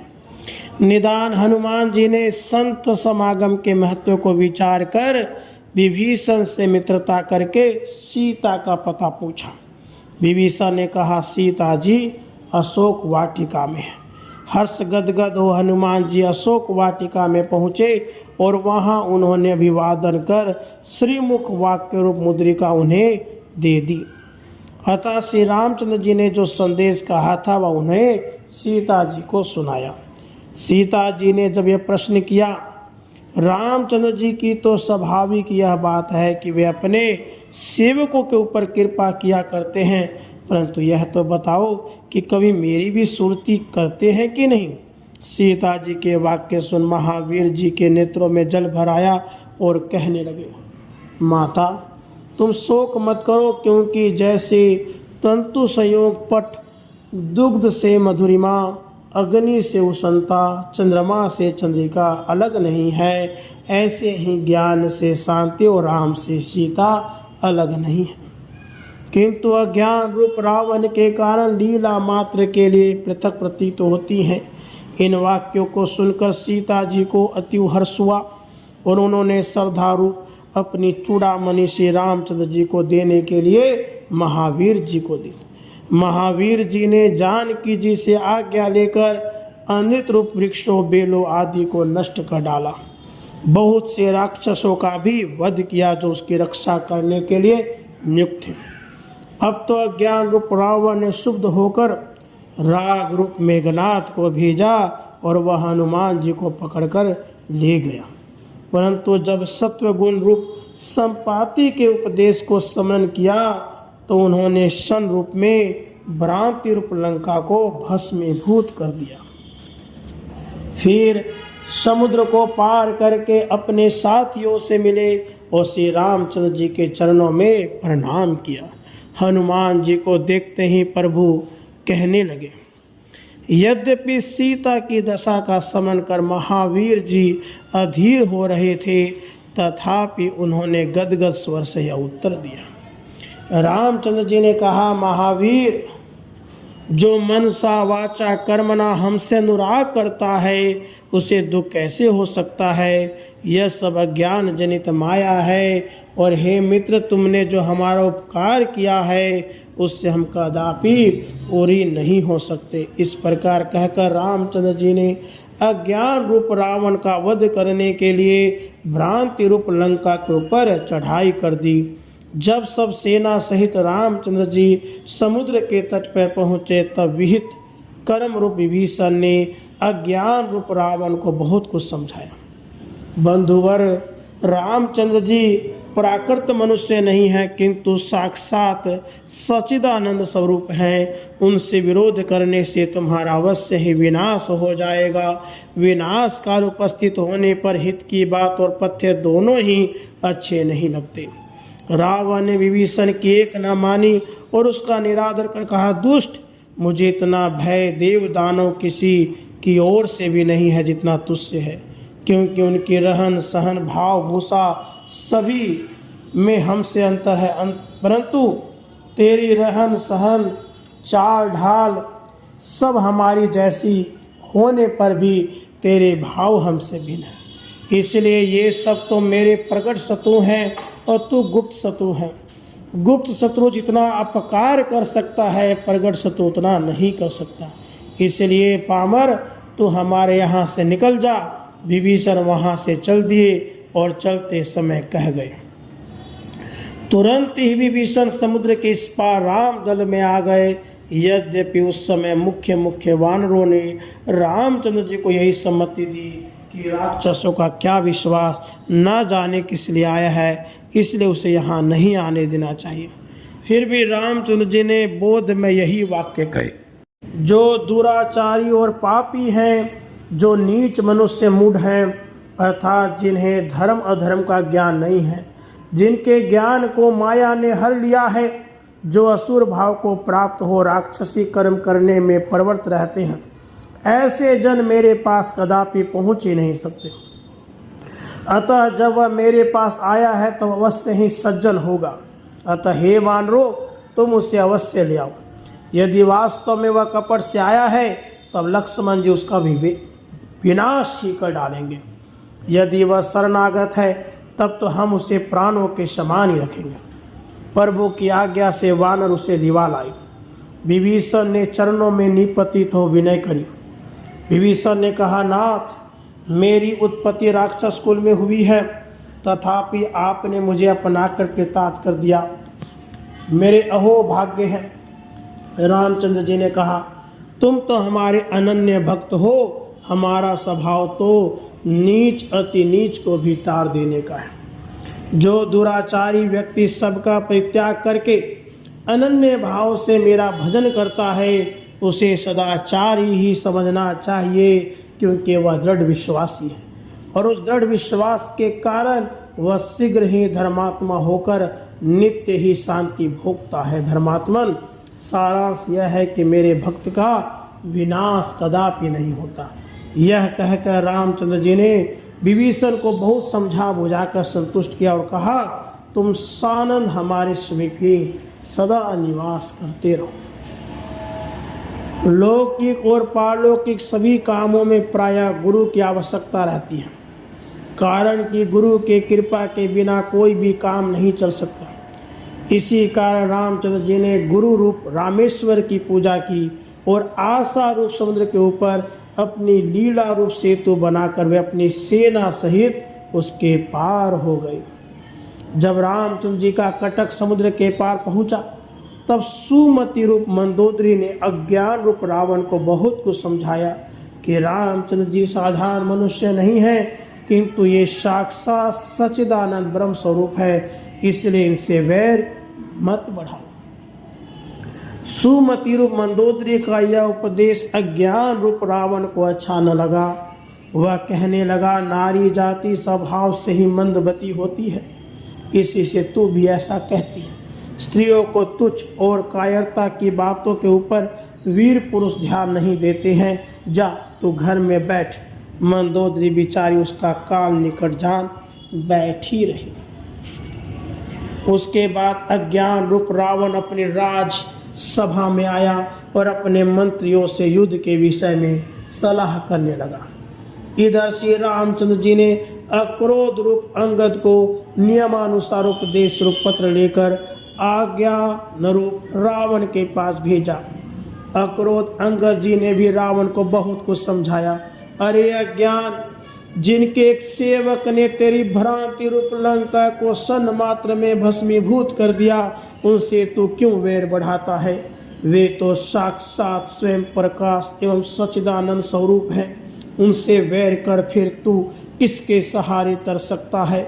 यह सब कुछ सुनकर भी रावण अभिमान की ही बातें करता रहा। तब अंगद जी ने कहा, अरे रावण, हमारे प्रभु को तो कहना ही क्या है, उनकी तो सत्ता से ही यह जगत ही चेतन हो रहा है। मैं उनका एक लघु सेवक हूँ, मेरा ही चरण किसी के टालने से नहीं टलेगा। यूँ कहकर अक्रोध रूप अंगद ने स्थिरता रूप अपना चरण सभा में रोक दिया। रावण की आज्ञा से बहुत से राक्षसों ने अंगद जी के पैर को उठाने की चेष्टा की, परंतु कोई भी चरण को नहीं उठा सके और सब थक गए। निदान रावण स्वयं चरण टालने को उठा, तब अंगद जी ने हंसकर यह कहकर पैर उठा लिया, रावण तो हमारे पैर क्यों पकड़ता है? श्री रामचंद्र जी के चरणों के शरण में जाने से तेरा कल्याण होगा। यह सुन रावण लज्जित हो गया और अंगद जी लौटकर रामचंद्र जी के पास चले आए। रामचंद्र जी ने देखा कि रावण किसी प्रकार नहीं मानता, तब उन्होंने वीर वानरों की सेना को राक्षसों के विनाश करने की आज्ञा दे दी और युद्ध होने लगा। जब वानरों ने अनेक राक्षसों का वध कर डाला, तब अज्ञान रूप रावण ने राग रूप मेघनाथ को युद्ध करने के लिए भेजा और उसने विवेक रूप लक्ष्मण जी के ऊपर आसक्ति रूप अपनी शक्ति का प्रयोग किया, जिससे लक्ष्मण जी मूर्छित हो गए। इसका कारण यह है, अनात्म पदार्थों में अनुराग जनित आसक्ति होने से कुछ काल के लिए विवेक मूर्छित हो जाता है, नष्ट नहीं होता। रामचंद्र जी की सेना में हाहाकार मच गया। सुकर्म रूप विभीषण ने रामचंद्र जी से कहा, हे प्रभु, लंका में धैर्य रूप सुसेन वैद्य निवास करता है, वह यहाँ आए तो लक्ष्मण जी की मूर्छा दूर हो सकती है। सत्संग रूप हनुमान जी धैर्य रूप सुसेन को ले आए, तो सुसेन ने कहा, लक्ष्मण जी का मरण नहीं हुआ है, किंतु वे मूर्छित हो गए। इसका सार यही है, विवेकी पुरुषों को अनात्म पदार्थों में यदि तद विषयक अनुराग हो भी जाए, तो उस आसक्ति से उसका विवेक नष्ट नहीं होता, किंतु मूर्छित हो जाता है और निज बोध स्वरूप की स्मृति होते ही मोह दूर हो जाता है। इसलिए मेघनाथ की आसक्ति रूप शक्ति से विवेक रूप लक्ष्मण जी केवल मूर्छित हुए हैं। सतशास्त्र रूप द्रोण पर्वत में स्मृति रूप संजीवनी जड़ी है, यदि लक्ष्मण जी को वह प्राप्त हो जाए तो उनकी मूर्छा दूर हो जाएगी। सुसेन के वाक्य सुनकर रामचंद्र जी ने महावीर जी को उसे लाने की आज्ञा दी और वे मार्ग में कपट रूप काल नेमी का वध कर सतशास्त्र रूप द्रोणाचल ले आए। वहाँ उन्होंने देखा कि संपूर्ण वाक्य रूप औषधियाँ अपने अपने स्वरूप की स्मृति कराने वाली है, इसलिए वे सतशास्त्र रूप पर्वत को ही उठाकर ले आए। जिस समय हनुमान जी उस पर्वत को लिए हुए अयोध्या के ऊपर पहुँचे, तब भरत जी को भ्रम हो गया। उन्होंने समझा कि कोई राक्षस अयोध्या के ऊपर पहाड़ फेंक कर उसे नष्ट कर देने के लिए आ रहा है। निदान उन्होंने बाण मारा और हनुमान राम राम कहते हुए भूतल के ऊपर मूर्छित होकर गिर पड़े।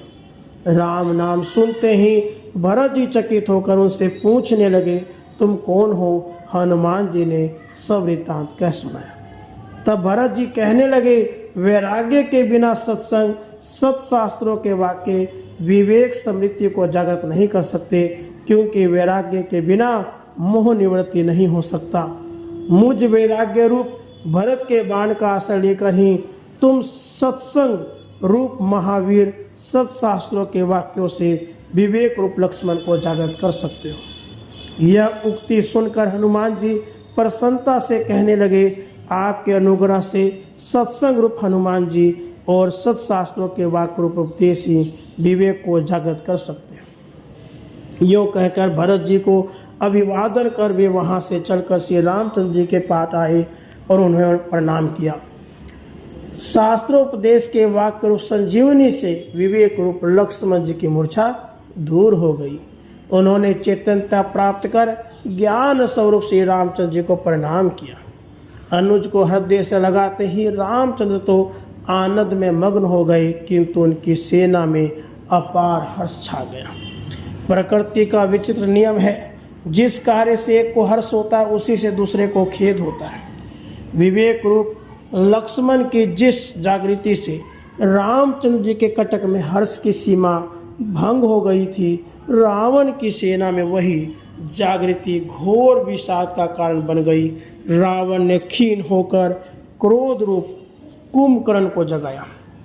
पहले तो कुंभकर्ण ने रावण को बहुत समझाया, परंतु जब वह नहीं माना तो कुंभकर्ण अपने क्रोध रूप को धारण कर रणांगन में उपस्थित हुआ।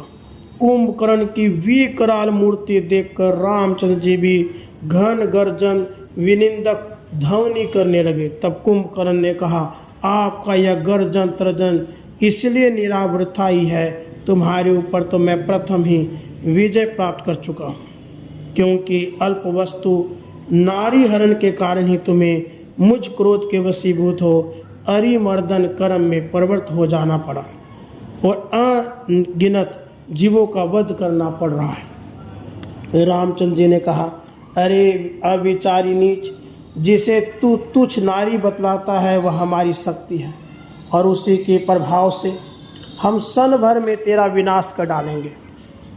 तो निशाचर वध को जीव हिंसा एवं क्रोध को उसका कारण कहता है, यह भी तेरा अविचार ही है, क्योंकि जिस एक जीव से अनेक प्राणधारियों को कष्ट होता है, उस एक जीव को मार डालना उचित है। उसका वध हिंसा नहीं किंतु जीव दया है।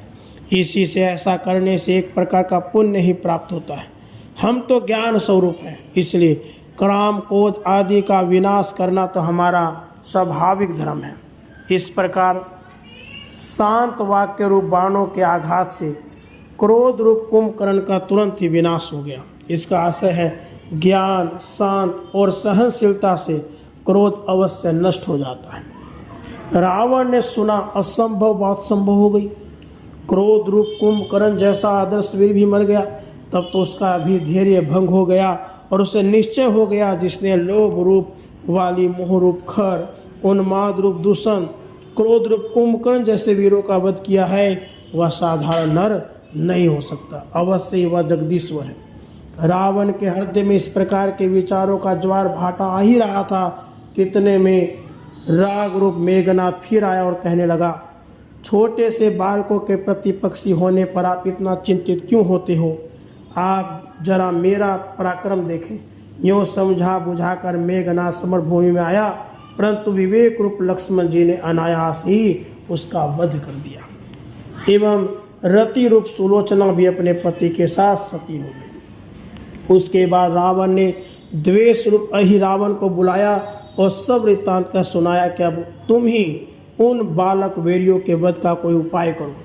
बहुत अच्छा कहकर अहिरावण ने रावण की बात स्वीकार कर ली और वह चलकर राम लक्ष्मण को ले गया। परंतु सत्संग रूप हनुमान जी उसका वध कर तथा निर्लोभ रूप मकर ध्वज को उसके स्थान में नियुक्त कर राम लक्ष्मण को पुनः ले आए। रावण ने देखा कि ज्ञान स्वरूप श्री रामचंद्र जी ने सभी दैत्यों का वध कर डाला।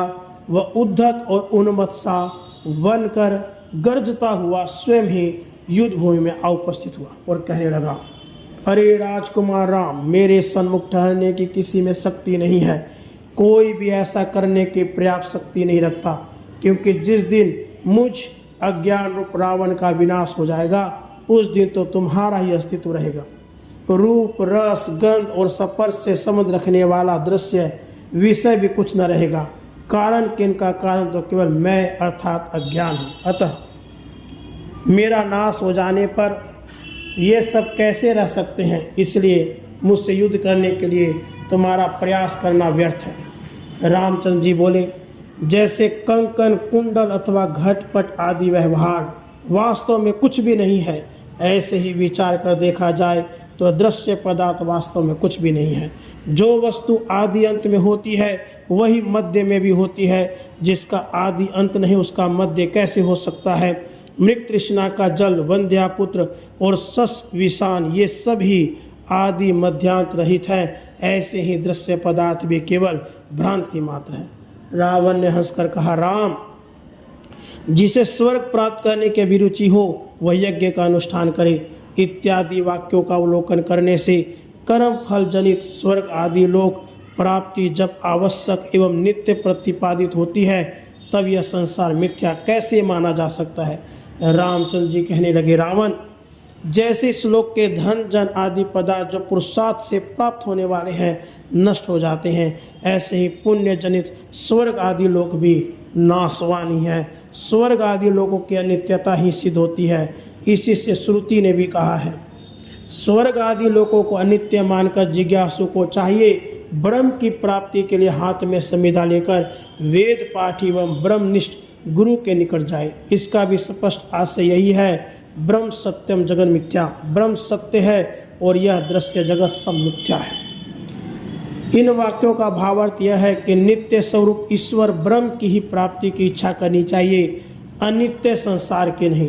संसार से विरक्त होकर निष्काम कर्म करने का नाम सत्य की यथार्थ इच्छा है। निष्काम कर्म करने से ज्ञान की प्राप्ति होती है और ज्ञान नित्य है। इसलिए कर्म कांड प्रतिपादित ऊपर कहे हुए सब वाक्यों का फलितार्थ यह होता है, निष्काम कर्म करने वाले पुरुष को अक्षय पुण्य फल स्वरूप ज्ञान की उपलब्धि होती है और वही ज्ञान स्वरूप मैं राम हूँ। मुझ ज्ञान स्वरूप राम को ही वेद में अक्षय एवं नित्य कहकर प्रतिपादित किया गया है। रावण जो वस्तु आदि अंत में होती है वही मध्य में भी होती है। प्रकृति का यह अमिट नियम है, जब आदि अंत में तो मैं ज्ञान वर्तमान हूँ तब मध्य में अज्ञान स्वरूप के अस्तित्व तुम कहाँ से आ गए? इसलिए वास्तव में तुम मिथ्या हो। रामचंद्र जी के इन वाक्य रूपी बाणों से अज्ञान रूप रावण का तुरंत ही नाश हो गया। तब देवगण पुष्प वर्षण कर रामचंद्र जी की जय जयकार करने लगे। वानरी सेना में आनंद छा गया। अज्ञान रूप रावण के नष्ट होते ही शांति रूपिणी सीता ज्ञान स्वरूप श्री रामचंद्र को प्राप्त हो गई। उस समय के अपार आनंद का अनुभव शांत पुरुष ही कर सकते हैं। ज्ञान स्वरूप श्री रामचंद्र जी विहित कर्म रूप विभीषण जी को लंका का राज्य देकर और ऋषि मुनि तथा देवताओं को निर्भय बनाकर सीता और अनुज सहित अयोध्या जी को वापस चल पड़े। जय श्री राम। राधे कृष्ण, राधे कृष्ण।